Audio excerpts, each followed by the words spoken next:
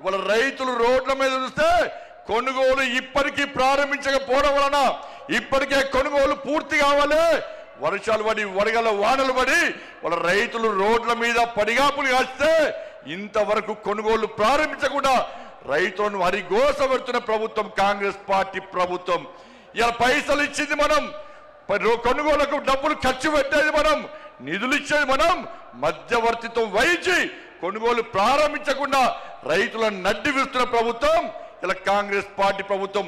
ఉద్యోగులకు డిఏ లేవు, పిఆర్సీ అమలు లేదు, నిరుద్యోగులకు ఉద్యోగం లేదు, నిరుద్యోగ వృత్తి లేదు, విద్యార్థులకు భరోసా కాలేదు, 2500 మహిళలకు లేవు, 4000 రూపాయల ఆసరా పెన్షన్ లేదు, అందరికీ రైతు భరోసా లేదు, అందరికీ రైతు బోనస్ లేదు. వాళ్ళు ఏమీ లేకుండా ఇలా 6 గ్యారెంటీలు పక్క పెట్టి కేవలం ఢిల్లీకి పైసలు పంపడమే లక్ష్యంగా ఇలా రేవంత్ రెడ్డి ప్రభుత్వం పనిచేస్తున్న విషయాన్ని ఒక్కసారి గుర్తు చేసుకోవాల్సిన అవసరం ఉంది. ఇలా ఇచ్చేది మనమన్నా ఒక్కసారి నాతో పాటు చెప్పండి అన్న.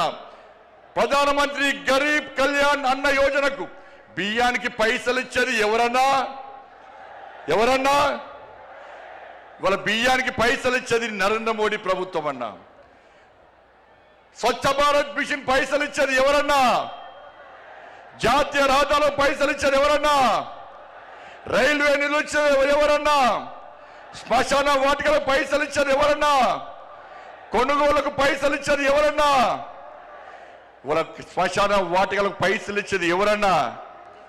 అన్ని నిధులు మనమే ఇస్తుంటే, వేల కోట్ల రూపాయల నిధులు మనకు వస్తుంటే ఇవాళ కాంగ్రెస్ పార్టీ ప్రభుత్వం మాకు ఏమి ఇస్తలేదని ఎలా భారతీయ జనతా పార్టీ ప్రభుత్వాన్ని బదనాం చేసే ప్రయత్నం చేస్తే అడ్డుకోవాల్సిన బాధ్యత మనకు.